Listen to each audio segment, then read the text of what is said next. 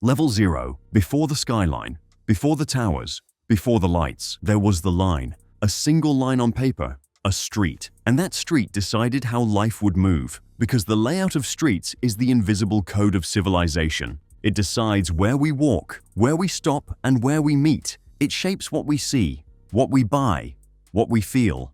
A good street pattern feels invisible because it works. It guides us gently, almost subconsciously, through order and rhythm. Street patterns aren't just about traffic flow, they're about human behavior. They're how cities breathe. Every great city, from Rome to Seoul, began with a pattern. And every pattern tells a story about the people who drew it. So let's unfold the blueprint. Level 1. If civilization had a favorite shape, it would be the square. The grid is simplicity itself. Straight lines, equal blocks, predictable logic. It's ancient, first appearing in the Indus Valley, then in Roman military camps, and later reborn in the modern metropolises we know today. Manhattan, Chicago, Beijing, Barcelona, each one a different personality, but the same DNA. The 1811 Commissioner's Plan of New York City laid out more than 1,600 blocks, cutting the island into perfect rectangles. The goal wasn't beauty, it was efficiency. Grids make it easy to sell, easy to navigate, and easy to grow. Every street meets at right angles. Every block can become a shop, a home, or a dream. But pure logic can be tiring. That's why Ildefons Cerdas Barcelona softened the edges. In the 1850s, he designed the Example, a grid with chamfered corners. Each intersection became an octagon, opening the streets to sunlight and air, turning hard geometry into human space. It's still one of the most admired street designs in the world, because it proves a grid doesn't have to be rigid.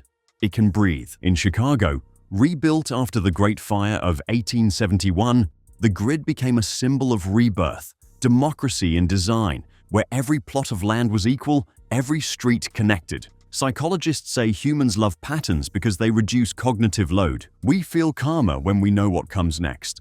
That's why walking through a grid city feels reassuring. It's hard to get lost, easy to move, and always in control. Level 2. If the grid is democracy, the radial city is monarchy, a plan of circles and spokes, where every road leads to a center.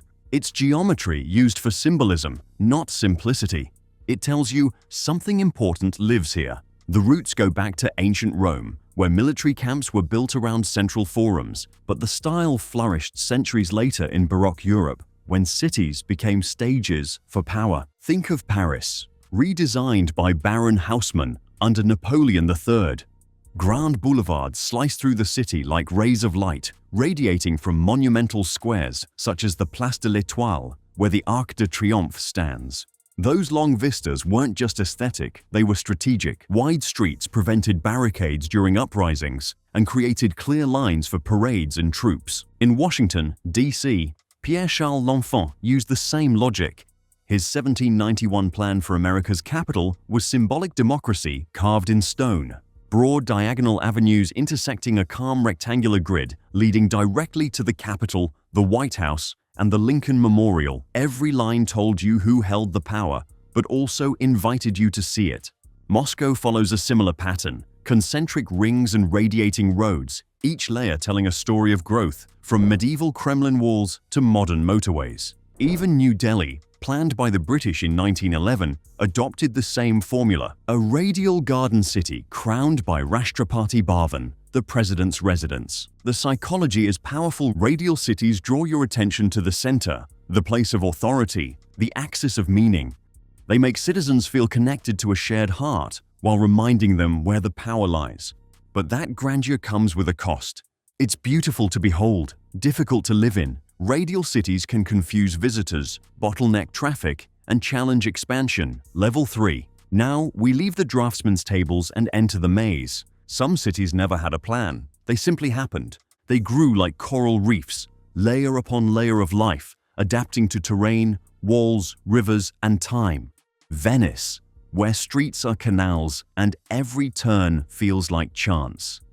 Fez in Morocco, a labyrinth so tight and ancient that even GPS struggles. Istanbul's Sultanahmet, Kyoto's Gion, Old Delhi, or Naples' Quartieri Spagnoli, each one a masterpiece of beautiful chaos. From above, they look unplanned. From below, they feel alive. Organic patterns follow human logic, not mathematical logic. You walk toward a fountain because you hear it. You turn a corner because there's shade. You stop because you smell bread. Every path is a response, not a command. These streets formed long before cars, before zoning, before master plans. They were shaped by footsteps, markets, walls, and habit. And that's why we love them. They satisfy our oldest instincts, exploration and intimacy. We crave mystery in small doses, and old cities give us exactly that.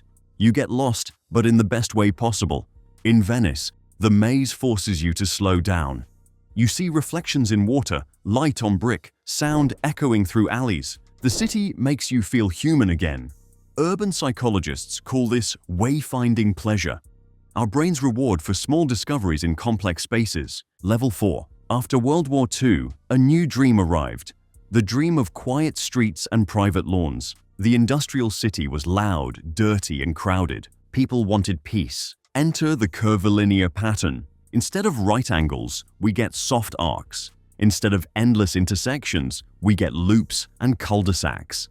The idea spread like wildfire across post-war America, Britain, and Australia. Planners like Clarence Perry and his neighborhood unit theory shaped suburban thinking. Residential clusters surrounded by larger arterial roads, separated from commercial zones. You can see it clearly in Los Angeles, Phoenix, or Milton Keynes in the UK. Curving roads follow the land instead of cutting through it. The pattern feels organic, but it's engineered. Each street leads inward, toward calm, not outward, toward chaos. It's designed to reduce through traffic, keep kids safe, and create a sense of privacy. And for a while, it worked. Families flourished in quiet suburbs with cars in every driveway. The loop became a symbol of comfort and control. But that same design came with side effects. Without sidewalks or corner shops, walking disappeared, distances grew, commutes lengthened, neighbors stopped meeting by chance. What felt peaceful soon felt isolated.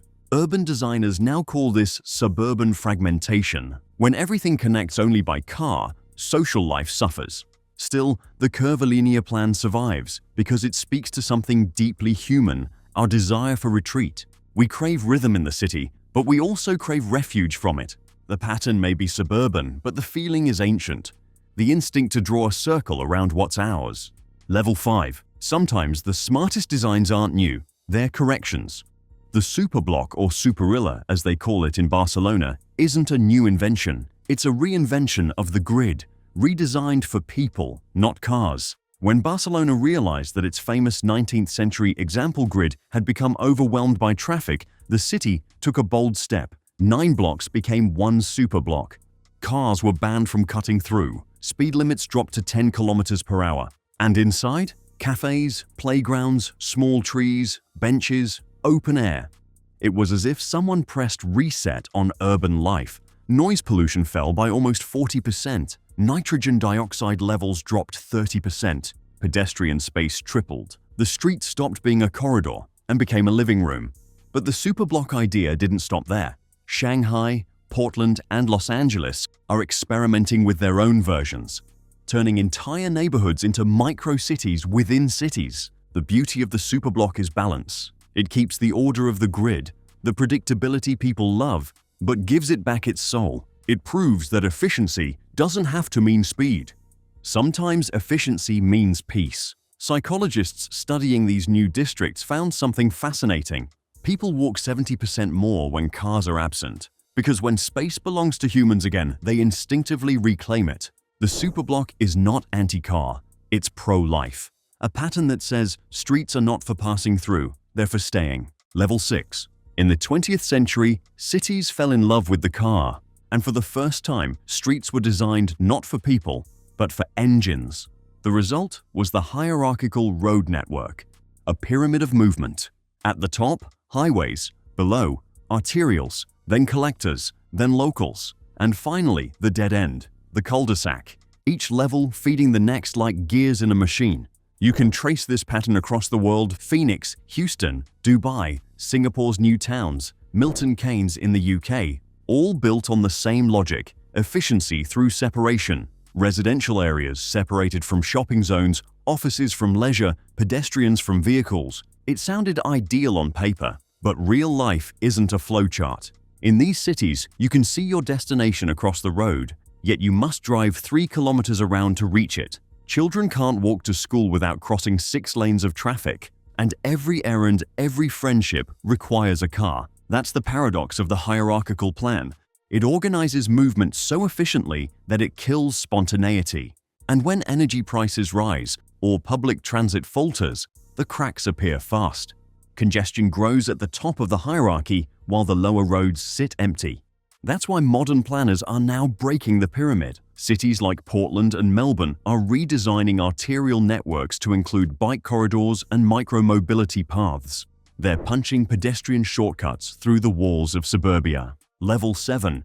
Look closely at the most beloved cities on Earth, and you'll notice something odd.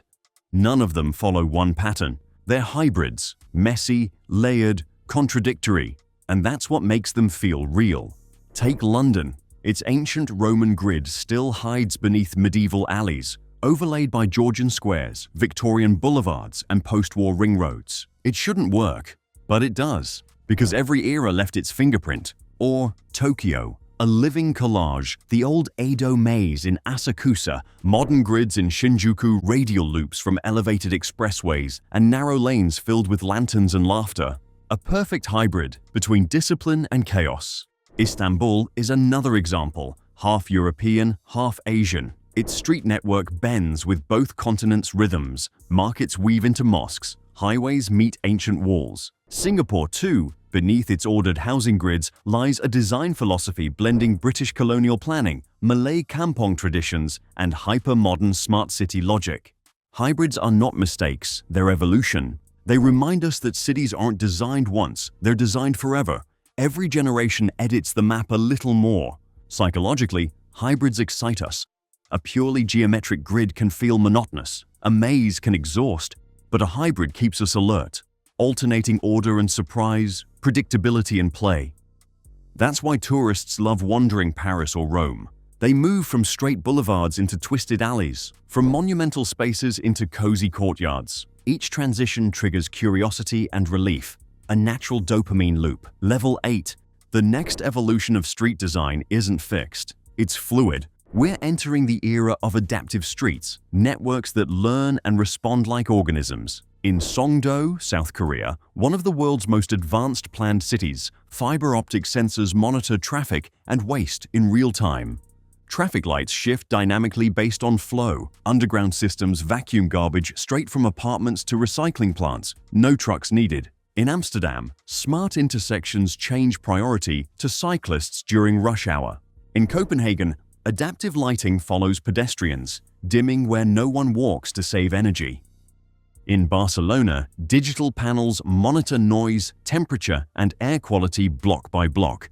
And then there's NEOM, Saudi Arabia's ambitious new megaproject. Its boldest idea, The Line, a city just 200 meters wide, but 170 kilometers long, with no roads at all.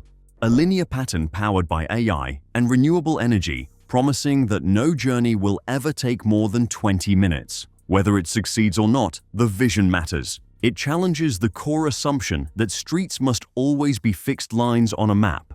In the future, streets may transform throughout the day. A lane for cars in the morning could become a bike highway by noon, a market by evening, and a stage for a festival by night. Imagine modular pavements that shift configuration with sensors, or solar roads that power the buildings they touch.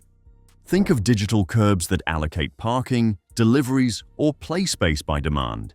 The adaptive city learns from its people the same way your phone learns from your habits. It watches patterns, not to control, but to coordinate. These are not futuristic dreams. They're already here, quietly running beneath our feet. In this new era, asphalt is just the surface. The real street lives in the code beneath.